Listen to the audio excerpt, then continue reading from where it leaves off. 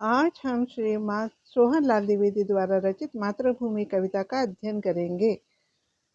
ऊंचा खड़ा हिमालय आकाश चूमता है, नीचे चरण तले झुक नित सिंधु झूमता है। अर्थात हमारे भारत देश की शोभा को बढ़ाने के लिए इसके उत्तर में हिमालय खड़ा है, जो ऐसा लगता है जैसे आकाश को चूम रहा है, और इसके चरणों के नीचे दक्षिण दिशा में लहराता हुआ समुद्र है, हिंद महासागर है। जैसे इसके चरणों के नीचे झुक झुक करके वो झूम रहा है, इसके चरणों को पखार के धो करके प्रसन्न हो रहा है। तो उत्तर से दक्षिण तक विशाल भारत फैला हुआ है। गंगा यमुन त्रिवेणी नदियां लहर रही हैं, जगमग छटा निराली पग पग छहर रही है। यहाँ हमारे भारत में अनेकों नदियां बह रही हैं। गंगा यमुना नदी त्रिवेणी में यानी संगम में, जो प्रयागराज में स्थित है, जहाँ पर 3 नदियां गंगा यमुना और सरस्वती का संगम होता है, वो लहरा रही हैं। इसकी शोभा अनोखी है, जो पग पग पर छहरा रही है, छिटकी पड़ी है। ऐसी है मेरी पुण्य भूमि, ऐसी है मेरी स्वर्ण भूमि। स्वर्ण भूमि अर्थात सोने जैसे फसलों को उगलने वाली मेरी धरती माता, जहाँ पे तरह तरह के खनिज पदार्थ मिलते हैं, सोने चांदी जैसी वस्तुएं प्राप्त होती हैं, उनकी भरमार है। वो मेरी जन्मभूमि है, वो मुझे जन्म देने वाली मेरी माता के समान मेरी मातृभूमि है। यहाँ इसकी पहाड़ियों में अनेक झरने झर रहे हैं, जिसकी झाड़ियों में मस्त होकर फुदक फुदक के चिड़िया चहक रही हैं। झरते हुए झरने, फुदकती हुई चहकती हुई चिड़िया जैसे इसकी प्रशंसा के गीत गा रही हैं। तो झरने और चिड़िया इसकी सुंदरता को बढ़ा रही हैं। ये ऐसी हमारी धर्म भूमि है। अमराइयाँ घनी हैं, कोयल पुकारती है, बहती मलय पवन है, तन मन संवारती है। अमराइयाँ अर्थात आमों के कुंज, आमों के बाग बगीचे, जो हमारे देश में घने घने बिखरे हुए हैं। वहाँ से कोयल जब अपनी मीठी आवाज में बोलती है तो ऐसा लगता है पुकार रही है।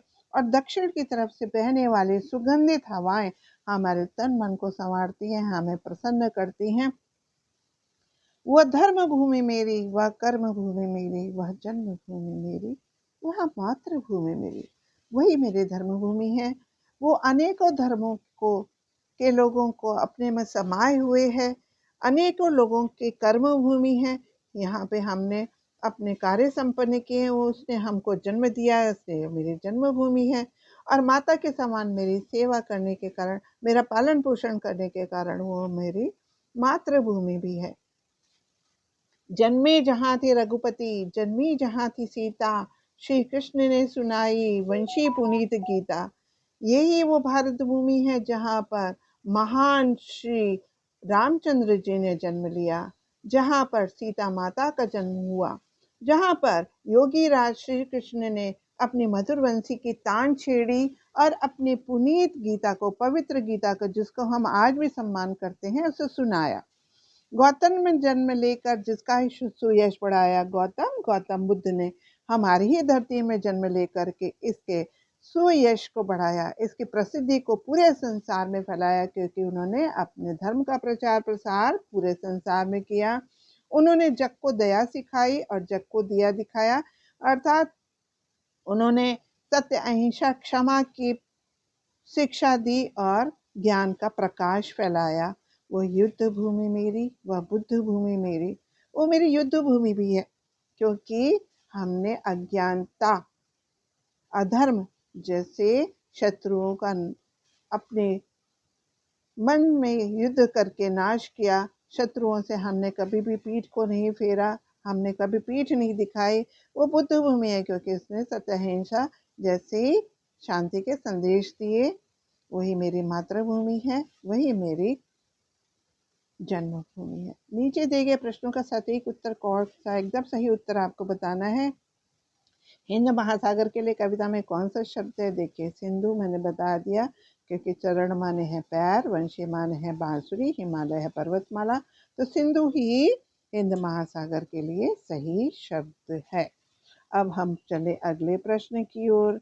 अगला प्रश्न है, मातृभूमि कविता के में मुख्य रूप से भारत की प्रशंसा की गई है, भारत के महापुरुषों की जय की गई है, या भारत की प्राकृतिक सुंदरता की सराहना की गई है, या भारतवासियों की वीरता का बखान किया गया है।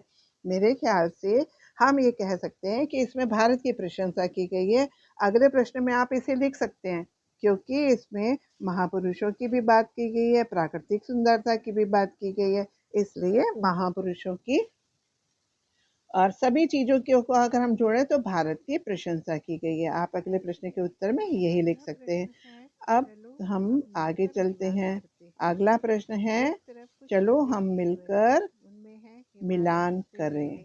इसमें एक तरफ दिए हुए हिमालय, त्रिवेणी, मलयपवन, सिंधु, गंगा यमुना, रघुपति, श्री कृष्ण, सीता, गीता, गौतम बुद्ध के नाम और दूसरी तरफ दे रखे हैं।